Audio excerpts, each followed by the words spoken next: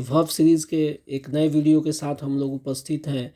और आप लोगों ने थंबनेल में देखा होगा कि जो अनुवाद किया गया है वो एक सामान्य नियम के अनुसार अनुवाद किया गया है। सामान्य नियम क्या कहता है कि यदि क्रिया के अंत में रहा रही रहेगा तो अंग्रेजी में हम लोग इजे मार के साथ V4 प्रयोग करेंगे। इसके बावजूद भी ये कहा जा रहा है कि ये वाक्य जो है वो गलत है। तो अब हम लोग को समझना है कि आखिर ये वाक्य क्यों गलत है, ठीक है ना। इस वाक्य आखिर ऐसी क्या बात है जिसकी वजह से ये वाक्य जो है गलत है, इसी के बारे में हम लोग आज के वीडियो में चर्चा करेंगे। तो ये वीडियो जो है आपको खास प्रकार की क्रियाओं के बारे में बतलाएगी। अंग्रेजी में कुछ ऐसी भी क्रियाएं हैं जो हिंदी भाषा और अंग्रेजी भाषा को अलग करती है, दोनों भाषाओं में एक गहरे अंतर को दर्शाती है। क्लियर हो गया। तो आज ये पूरा वीडियो आप देखिए, तभी जो है आप अच्छी तरह से इस कंसेप्ट को समझ सकते हैं, ठीक है। तो हम लोग जो है अपनी बात को आगे बढ़ाते हैं।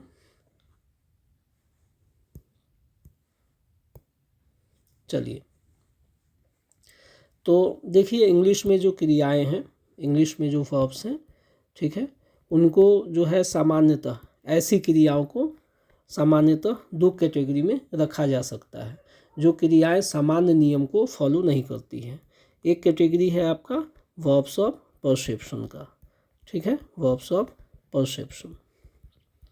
और दूसरी जो कैटेगरी है उसको नॉन कंक्लूसिव वर्ब्स कहा जाता है। ये जो क्लासिफिकेशन किया गया है, ये क्लासिफिकेशन एक बहुत चर्चित व्याकरणविद हैं, लेक्सिकोग्राफर हैं, जिनका नाम है A.S. हॉर्नबी, ठीक है।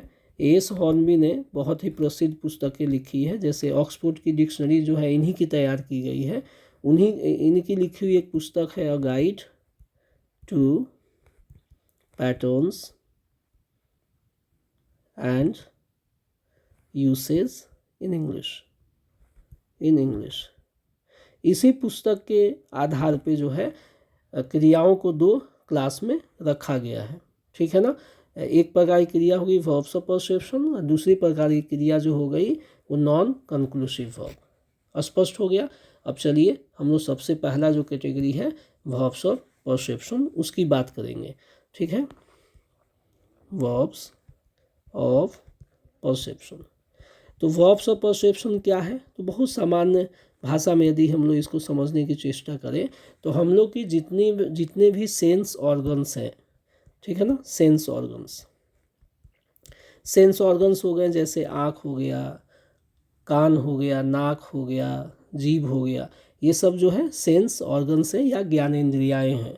तो इनके द्वारा जो हम लोग काम करते हैं उसी क्रिया को वर्ब्स ऑफ परसेप्शन कहा जाता है। स्पष्ट हो गया। तो वर्ब्स ऑफ परसेप्शन क्या है, तो ज्ञानेंद्रिया के द्वारा जो कार्य किया जाता है, ठीक है ना।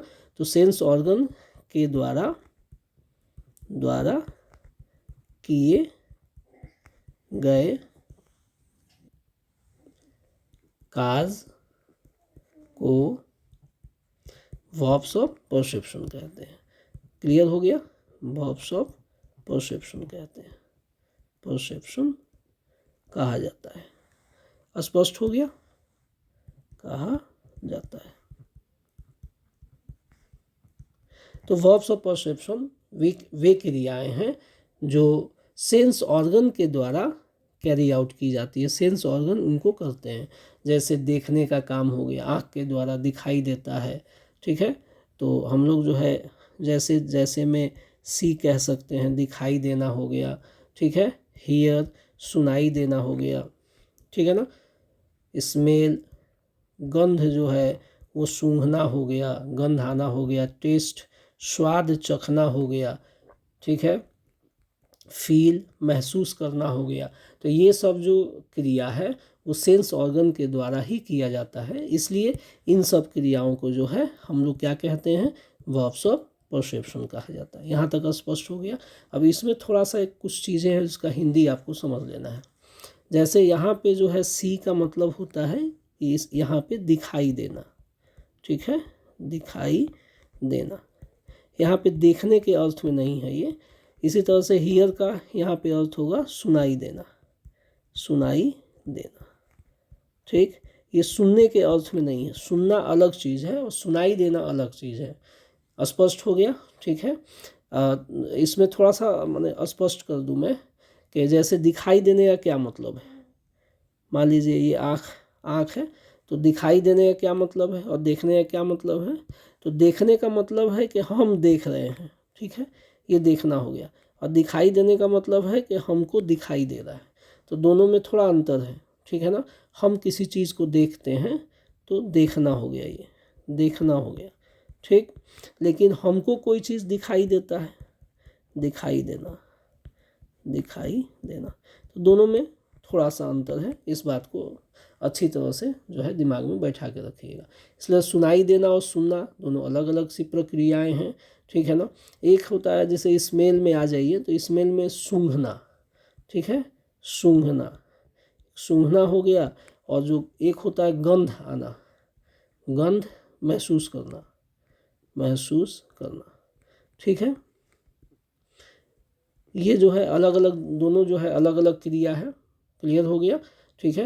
हम सूंघने में हम लोग खुद एफर्ट लगाते हैं, हम लोग कोशिश करते हैं किसी चीज़ को सूंघने की, और गंध महसूस करना वो खुद ब खुद आता है। स्पष्ट हो गया? ठीक है। तो इसी तरह से ज्ञानेंद्रियों के द्वारा जो कार्य किया जाता है वही वर्ब्स ऑफ परसेप्शन है। यहाँ तक क्लियर है? अब देखिए इस बात में अब हम लोग को कुछ बातें समझनी है कि इनमें से जो क्रिया है, जैसे सी को उदाहरण के तौर पे मान लीजिए, तो अंग्रेजी में सी के कई अर्थ होते हैं, ठीक है ना। अंग्रेजी में सी के कई अर्थ होते हैं। जैसे सी का एक अर्थ हो गया आपका दिखाई देना, ठीक है, दिखाई देना, ठीक है ना, दिखाई देना। दूसरा एक अर्थ होगा आपका सी का, दूसरा अर्थ क्या हो सकता है, किसी से मिलना, मिलना। सी मतलब किसी से मिलना भी होता है।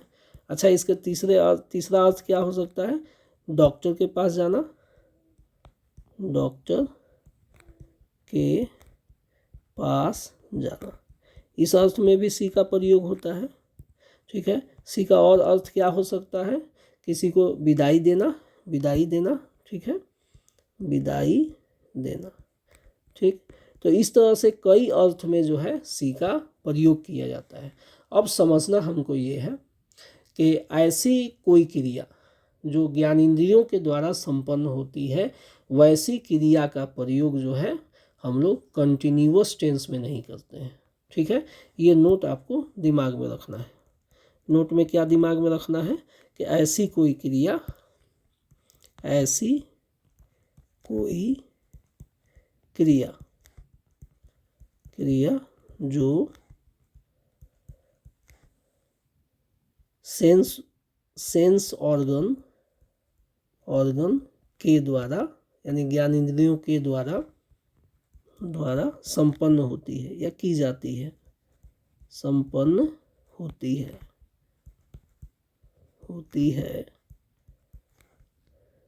उसे कंटिन्यूअस टेंस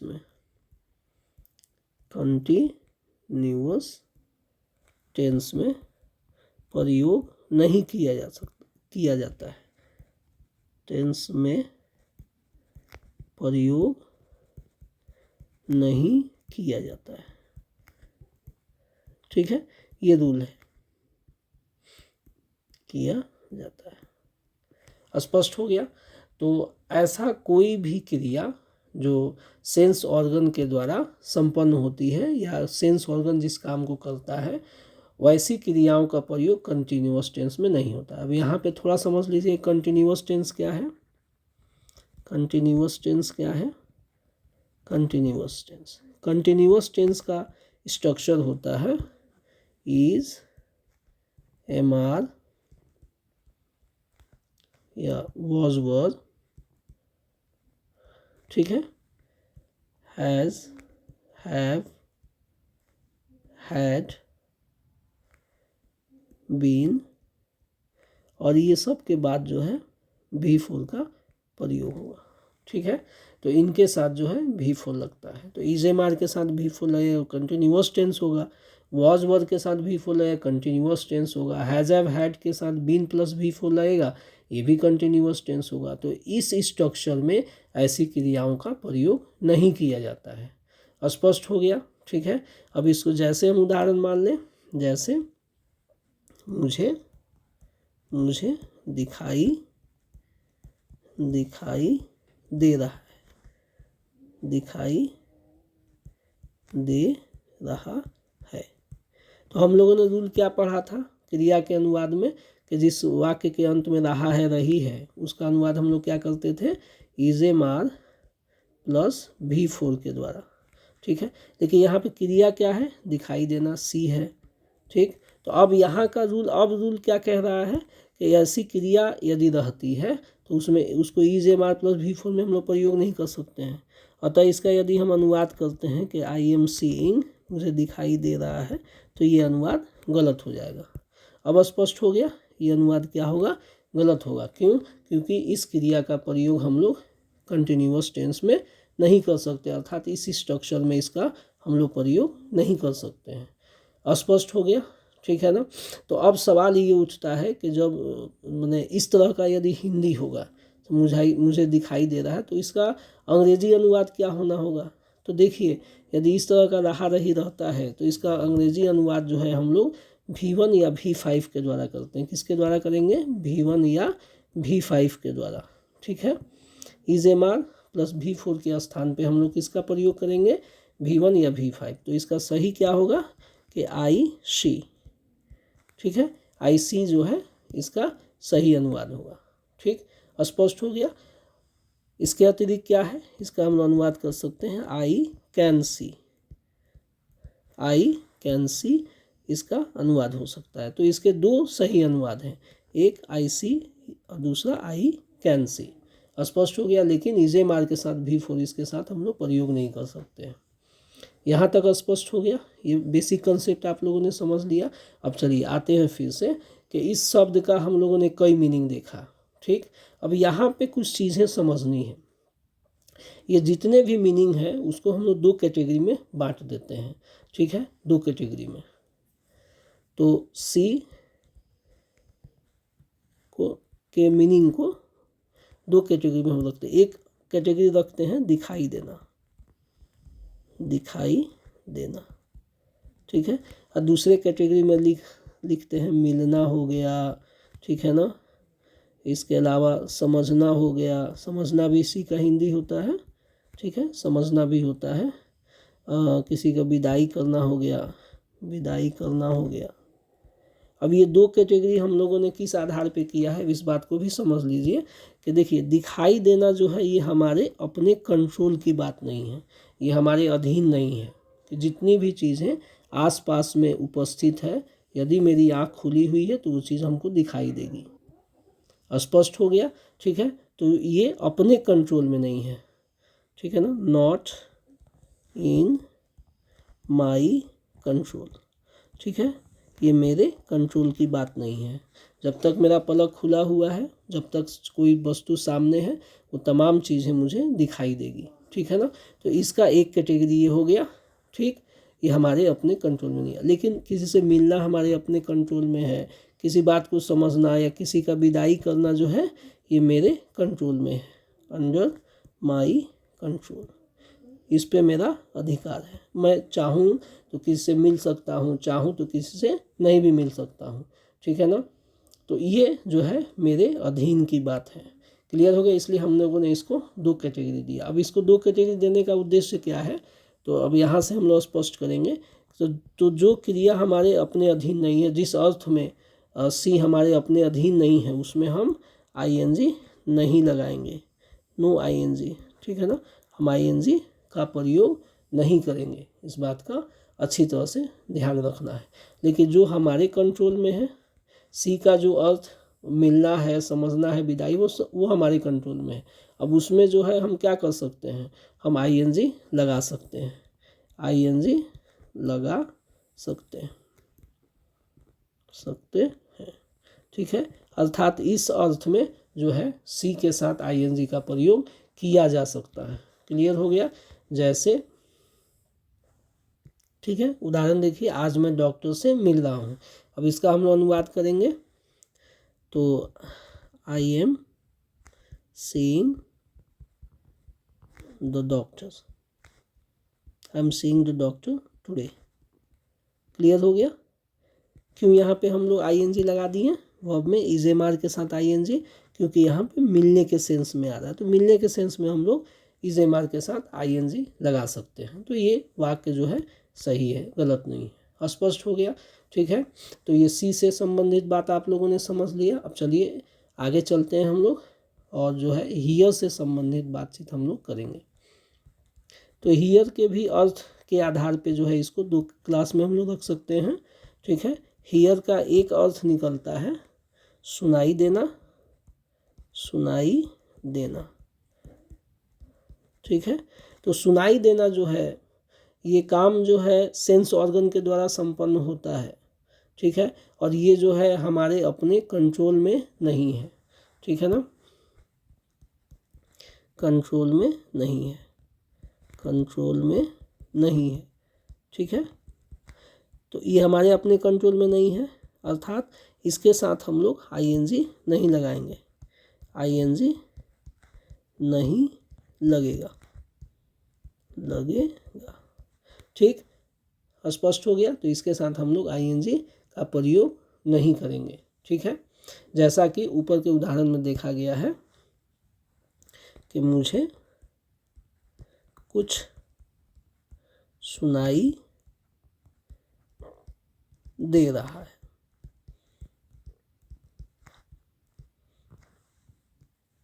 तो इस वाक्य में रहा है, रही है, होते हुए भी हम लोग इसका अनुवाद ऐसा नहीं करेंगे कि आई एम हियरिंग समथिंग। ठीक, ये मुझे खुद ब खुद सुनाई दे रहा है, आवाज़ प्रोड्यूस हो रही है, आवाज़ बन रही है, मैं उसको सुन पा रहा हूँ। तो ये मेरा, अब इसमें कोई अपना एफर्ट, मैं अपने तरफ से कोशिश नहीं कर रहा हूँ सुनने का। स्पष्ट हो गया ना? तो ये जो है अनुवाद जो है वो क्या है, वो गलत है। ठीक है ना, ये अनुवाद गलत है। तो इसका सही अनुवाद क्या होगा? तो V1 या V5। तो आई हियर समथिंग, देखिए आई हियर समथिंग जो है ये इसका सही अनुवाद है।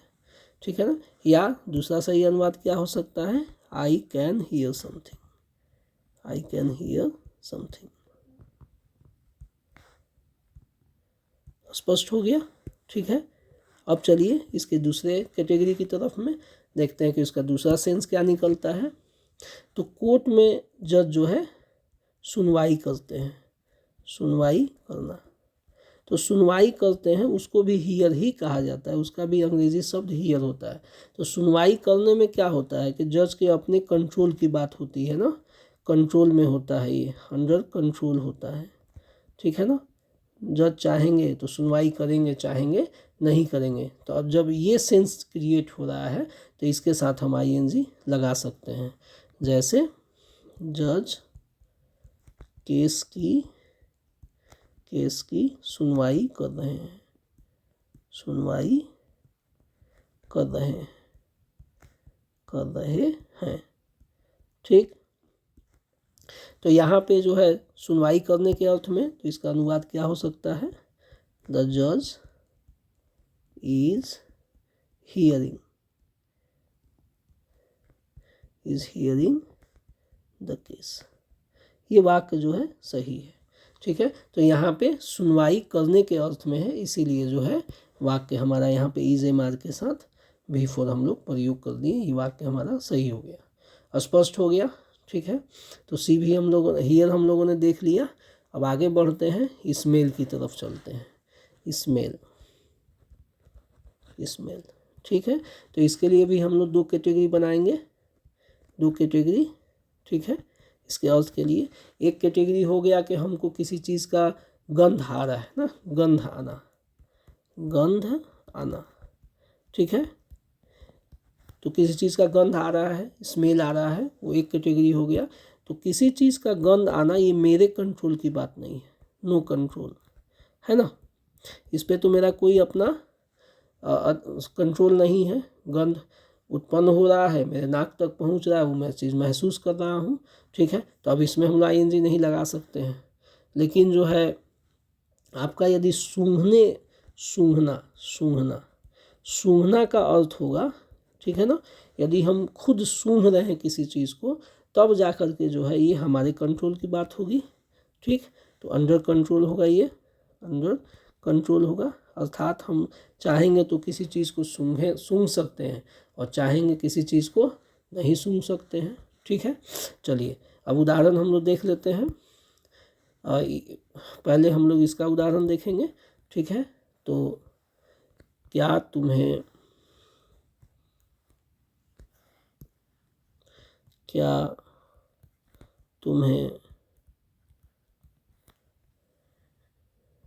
कुछ जलने की गंध आ रही है, ठीक। ये एक हम लोगों ने वाक्य लिखा। अब इसका इंग्लिश क्या होगा, इसका सही अनुवाद क्या होगा? तो हम लोग डू डज का प्रयोग करेंगे। Do you smell something burning.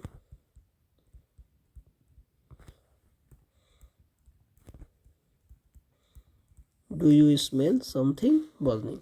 Clear हो गया। तो यहाँ पे हम लोगों ने इज एम आर के स्थान पे डू डज का प्रयोग किया है, यहाँ V4 के स्थान पे V1 का प्रयोग किया। तो ये वाक्य सही है। देखिए यदि इसी वाक्य को हम लोग कर दें कि आर यू स्मेलिंग समथिंग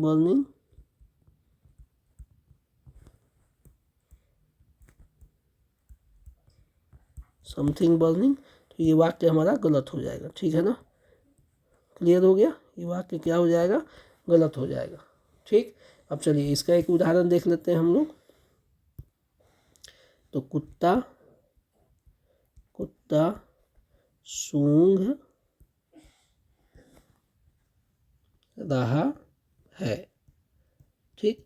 तो कुत्ता सूंघ रहा है। अब इसका अंग्रेजी क्या होगा? The dog is smelling. तो ये उसके कंट्रोल की बात है। स्पष्ट हो गया। तो ये वाला वाक्य जो है वो सही होगा, ठीक है। ये वाला वाक्य सही हो जाएगा। स्पष्ट हो गया।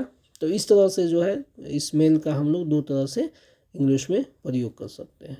अब चलिए अगला जो है फील, ठीक। फील के साथ भी हम लोग दो कैटेगरी बना देते हैं आसानी के लिए। अच्छा अब तक तो सब बातें समझ में आ रही होंगी आपको, ठीक है। तो चलिए फील का अर्थ क्या निकलेगा? तो फील मतलब लगना होता है या मालूम पड़ना होता है, मालूम पड़ना, ठीक है। और फील का दूसरा अर्थ क्या निकलता है? छू कर देखना या महसूस करना, ठीक है। ये दो अर्थ में इसका प्रयोग किया जाता है। तो जहाँ पे लगना या मालूम पड़ना जो है ये होता है, वहाँ पे ये चीज़ हमारे अपने कंट्रोल में नहीं होती है। तो नॉट अंडर कंट्रोल, ठीक है। तो ये हमारे अपने अधीन नहीं होती है ये। तो जब हमारे अपने अधीन नहीं होगी तो आईएनजी हम नहीं लगाएंगे, ठीक है ना। तो नो आईएनजी। क्लियर हो गया, ठीक। ये चीज़ पहले से भी हम लोग पढ़ते आ रहे हैं, ठीक है। जैसे यह कपड़ा रेशम की तरह लग रहा है,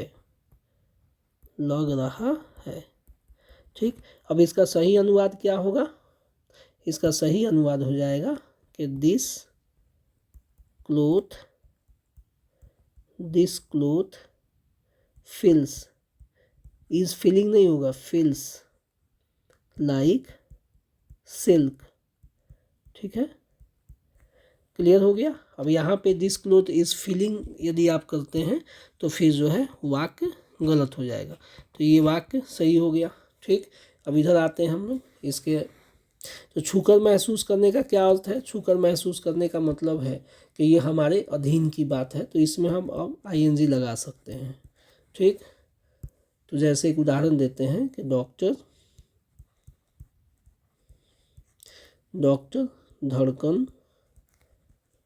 धड़कन महसूस कर रहा है।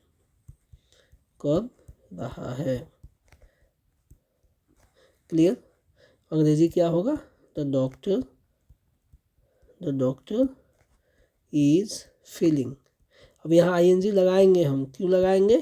क्योंकि डॉक्टर जो धड़कन महसूस कर रहा है, यानी कि पेशेंट के नर्व को पकड़ा होगा वो, जिसके वजह से जो है उसके पल्सेस जो है वो महसूस कर रहा होगा वो, तो अब वो उसके अधिकार की बात है, तो इसमें हम आईएनजी लगाएंगे, ये भी सही होगा, द पल्सेस। ठीक है, क्लियर हो गया? तो इसमें जो है इस फीलिंग जो है ये सही है। स्पष्ट हो गया? तो हम लोगों ने क्या किया? फील तक बात किया। तो जो है हम लोगों ने किस वर्ब की बात कर रहे थे हम लोग? देखिए, हम लोग बातचीत कर रहे थे ऐसी क्रिया की जिसको वर्ब्स ऑफ परसेप्शन कहा जाता है। तो हम लोगों ने कहा था कि 2 प्रकार के वर्ब होंगे, नॉन कंक्लूसिव वर्ब भी होगा। तो चलिए अब हम लोग बात करते हैं नॉन कंक्लूसिव वर्ब के बारे में। ठीक है, नॉन कंक्लूसिव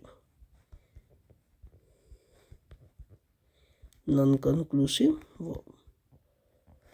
तो नॉन कंक्लूसिव वर्ब किसको कहते हैं? तो कोई ऐसी क्रिया जो हमारी इच्छा के अनुसार शुरू या समाप्त नहीं होती है। ठीक है ना, सिंपल एकदम, हमारी इच्छा के अनुसार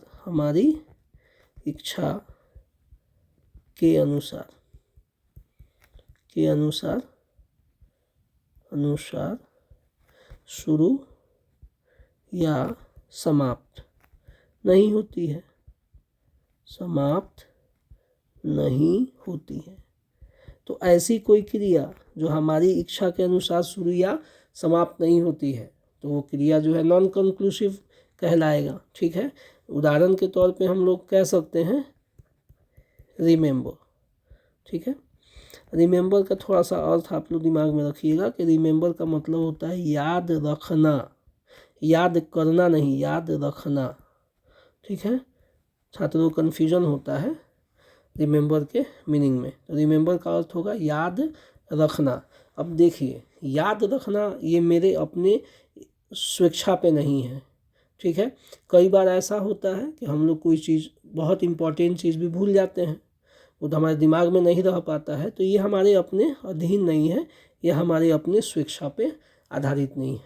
जैसे, तो ऐसा भी क्रिया जो हमारे अधीन नहीं है या जो हमारी इच्छा के अनुसार शुरू या समाप्त नहीं होता है, ऐसी भी क्रियाओं को जो है हम लोग कंटिन्यूअस टेंस में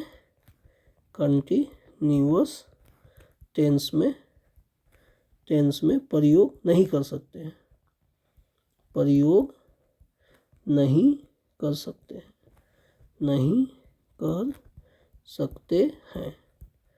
क्लियर हो गया? तो ऐसे भी क्रियाओं का हम लोग प्रयोग कंटिन्यूअस टेंस में नहीं कर सकते हैं। ठीक है, तो नॉन कंक्लूसिव वर्ब भी कंटिन्यूअस टेंस में प्रयोग नहीं होता, अर्थात इसके साथ इजे मार के साथ बिफोर नहीं लग सकता है। उदाहरण के तौर पे देखिए, मुझे तुम्हारा नाम याद है। ठीक, अब यहाँ पे इसका अनुवाद क्या होगा कि आई रिमेंबर योर नेम। ठीक है, आई रिमेंबर योर नेम। ठीक है ना, तो याद है, इसके लिए I am remembering your name नहीं होगा। यदि कोई अनुवाद कर दे कि आई एम रिमेंबरिंग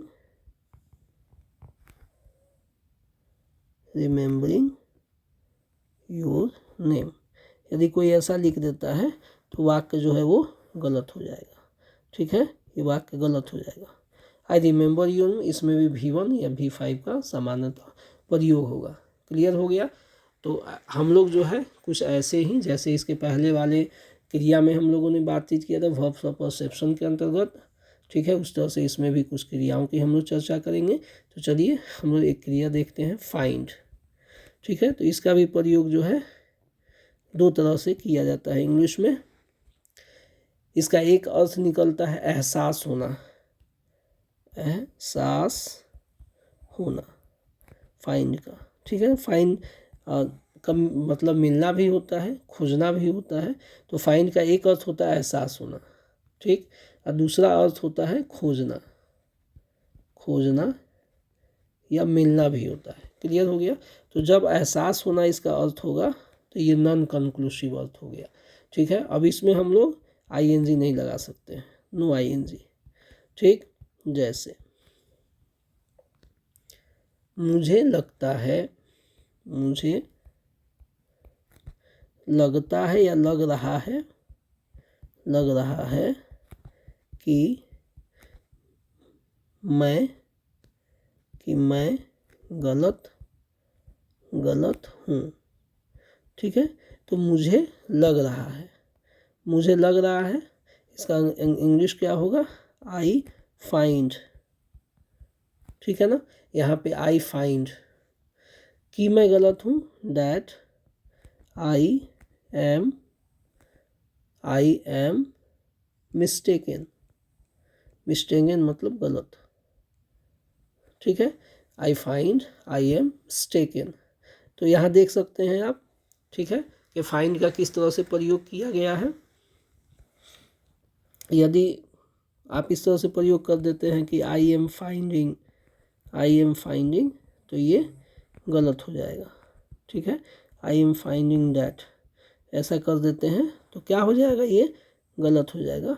इसमें इसका हम लोग प्रयोग नहीं कर सकते हैं। ठीक है, अब चलिए खोजने के सेंस में किस तरह से होगा। और ये जो है खोजना जो है स्वेच्छा की बात है, ये हमारे अपने अधीन है, इसलिए हम लोग इसमें आईएनजी लगा सकते हैं। क्लियर हो गया। चलिए दूसरा उदाहरण देता हूँ कि तुम मुझ में हमेशा गलती खोजते रहते हो या खोज रहे हो, गलती खोज रहे हो या निकाल रहे हो, इस तरह से भी हमारा वाक्य हो सकता है। इसका अनुवाद क्या होगा कि you are always finding fault with me. ठीक है, फाइंडिंग फॉल्ट के साथ इन का भी प्रयोग होता है। ठीक है ना, और विद का भी प्रयोग किया जा सकता है। ठीक है, तो यहाँ कंफ्यूज मत होइएगा। तो देखिए से एम आर ऑलवेज फाइंडिंग, तो इसमें हम लोग क्या किए, कंटिन्यूअस टेंस का प्रयोग कर दिए। तो यहाँ पे कंटिन्यूअस टेंस सही है, क्यों, क्योंकि यहाँ पे खोजने के अर्थ में इसका प्रयोग किया जा रहा है। स्पष्ट हो गया। तो फील का इस तरह से प्रयोग किया जाता है। आगे बढ़ते हैं हम लोग। और बहुत कॉमन वर्ब जो है वो हैव भी कई अर्थ में प्रयोग होते हैं। एक अर्थ हम लोग ऑलरेडी पिछले वीडियो में, कई वीडियो में हम लोगों ने देखा। तो एक अर्थ होता है रखना, किसी के पास कुछ होना। ठीक है, तो जब ये सेंस होगा तो इसमें हम लोग आईएनजी नहीं लगाएंगे, नो आईएनजी। क्लियर होगा। और यदि इसका मतलब होगा भोजन करना, या और भी मतलब होता है इसका, कई अर्थ होते हैं भोजन करना। तो अब भोजन करना ये हमारे स्वेच्छा की बात है ना, भोजन करना ये हमारी स्वेच्छा की बात है, उसके साथ हम आईएनजी लगा सकते हैं। क्लियर हो गया। तो इसमें हम आईएनजी लगा सकते हैं। ठीक, अब उदाहरण हम लोग देख लें कि मेरे पास एक कलम है। ठीक, तो यहाँ पे रखने के सेंस में है, तो I have a pain. Clear हो गया ना, इसका ये अनुवाद। I am having a pain नहीं होगा, आईएनजी नहीं, इसमें नहीं लगेगा। लेकिन जब हम कहते हैं, दूसरी तरफ देखते हैं कि मैं भोजन कर रहा हूँ, मैं भोजन कर रहा हूँ। ठीक है, जब इस सेंस में हम लोग आते हैं तो इसका अनुवाद क्या होगा आई एम हैविंग अ मील। ठीक, आई एम हैविंग अ मील। तो यहाँ पे एम हैविंग लिख दिए और ये सही भी है वाक्य। क्यों सही है बताइए? क्योंकि इसमें भोजन करने के अर्थ में इसका प्रयोग किया जा रहा है। ठीक है ना, तो भोजन करने के अर्थ में प्रयोग होगा तो हम लोग आईएनजी लगा सकते हैं। इसी तरह से अगला देखिए वर्ब फॉरगेट। ठीक है, इसका सामान्य अर्थ होता है भूलना। ठीक है ना, भूलना इसका अर्थ होता है। तो यदि ये याददाश्त से संबंधित होगा, याददाश्त से संबंधित यदि याददाश्त से संबंधित होगा तब हम जो है ये हमारे कंट्रोल की बात नहीं होती है, तब इसके साथ हम आईएनजी नहीं लगा सकते हैं। नो आईएनजी, यानी कि आईएनजी नहीं लगा सकते हैं। ठीक है, जैसे उदाहरण देख लें हम कि मैं इस शब्द की अंग्रेजी मैं इस शब्द की अंग्रेजी भूल रहा हूँ। तो यहाँ पे याददाश्त से संबंधित है ये चीज़, इसीलिए हम लोग इसका अनुवाद क्या करेंगे कि I forget the English word for this word. ठीक है ना, फॉर दिस वर्ड।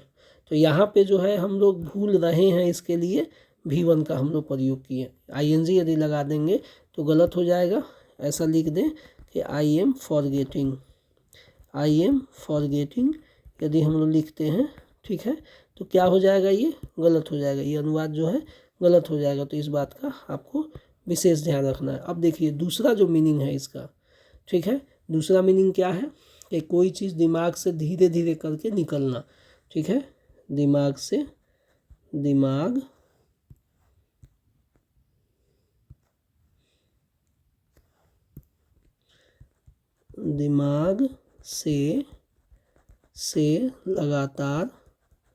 लगातार निकलना।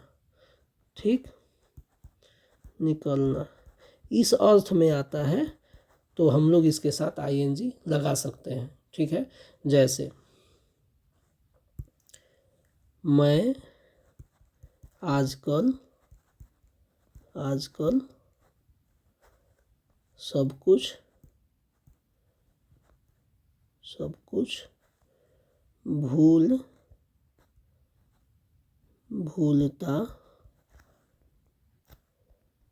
जा रहा हूँ। ठीक है, तो दिमाग से धीरे धीरे करके चीज़ें निकल रही है। तो इसका अनुवाद हम लोग क्या करेंगे कि I am now forgetting everything. स्पष्ट हो गया? ठीक, तो यहाँ पे हम लोग इजे मार के साथ V4 लगा दिए, तो इस अर्थ में रहेगा, तो इसमें V4 का प्रयोग हम लोग कर सकते हैं। क्लियर हो गया ना? ठीक, कुछ और भी क्रिया हम लोग देख लें। ठीक है, एक क्रिया हम लोग देखेंगे, जैसे फील हो गया, फील। ठीक है, महसूस करना, सामान्य अर्थ होता है इसका। फील मतलब लगना भी होता है, लगना। ठीक है ना, और दूसरा इसका अर्थ निकलता है व्यक्ति के अवस्था से संबंधित होता है। ये किसी भी व्यक्ति की अवस्था से संबंधित होता है। ठीक है ना, संबंधित होता है, संबंधित होना। ठीक, तो जब हमको कोई चीज़ लगेगा तो हम लोग उसके साथ आईएनजी नहीं लगा सकते हैं। जब लगने के सेंस में होगा तो आईएनजी हम लोग फील के साथ नहीं लगा सकते हैं। जैसे मुझे लग रहा है कि तुम सही हो।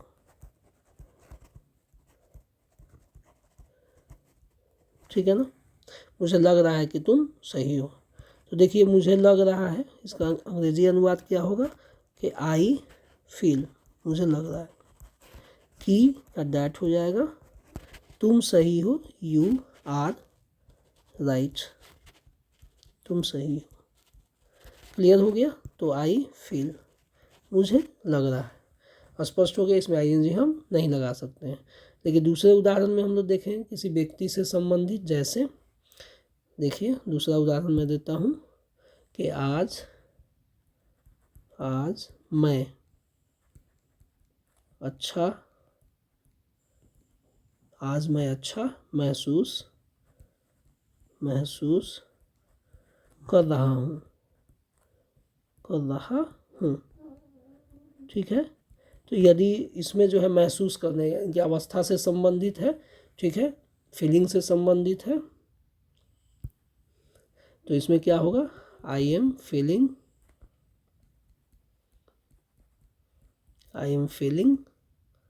Better today. क्लियर हो गया। तो यहाँ पे आई एम फीलिंग हो गया। स्पष्ट हो गया ये बात। ठीक। इसी तरह से जो है वांट, देखिए वांट के साथ भी जो है इसी तरह से हम लोग कैटेगराइजेशन कर देंगे। ठीक है ना। एक में चाहना, इसका हिंदी निकलेगा, और एक में होगा कि किसी भी काम को बार बार करना, किसी क्रिया को बार बार करना। ठीक। इस सेंस में भी इसका प्रयोग किया जाता है। तो चाहने के सेंस में जब होगा तो हम लोग आईएनजी नहीं लगा सकते। ठीक है। जैसे वह डॉक्टर बनना चाहता है। ठीक है। तो उसकी इच्छा है, ये इच्छा का बोध कर रहा है। तो he wants to be a doctor. ठीक है। तो जब इच्छा का बोध होगा तो हम लोग वांटिंग यहाँ नहीं कर सकते हैं। स्पष्ट हो गया। यहाँ पे हम ये नहीं कह सकते हैं कि ही इज़ वांटिंग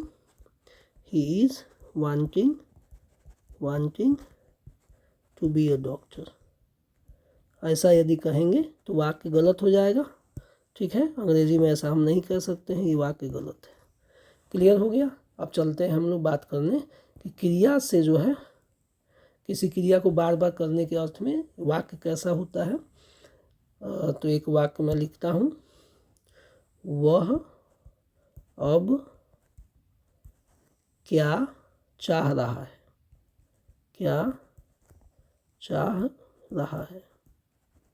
ठीक है। अब इसमें क्या है कि कोई आदमी बार बार जो है चला आ रहा है। ठीक। तो झल्ला करके ये बात कही जा रही है। ठीक है। तो कोई क्रिया बार बार संपन्न हो रही है। तो अब इसका इंग्लिश क्या होगा, what's he wanting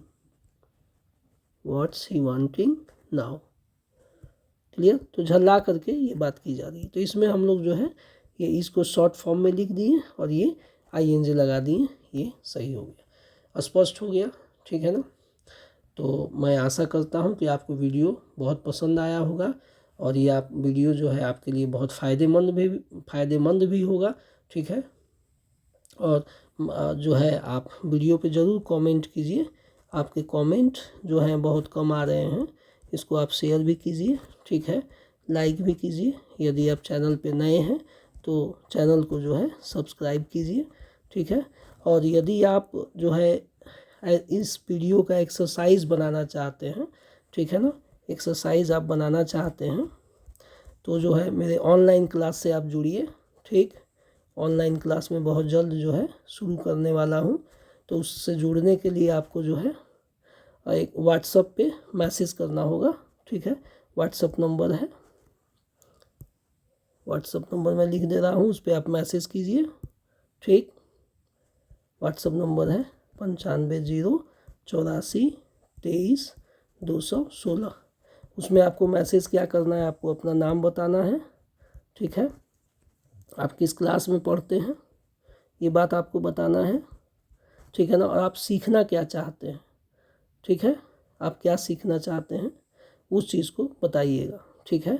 basic English सीखना चाहते हैं, बेसिक इंग्लिश सीखना चाहते हैं, या कंपटीशन कंपटीशन जो है वो सीखना चाहते, कंपटीशन का क्लास लेना चाहते हैं, ठीक है ना, कॉम्पिटिटिव इंग्लिश सीखना चाहते हैं, या जो है इंटर जो है उसकी पढ़ाई करना चाहते हैं, इंटर की इंग्लिश पढ़ना चाहते हैं।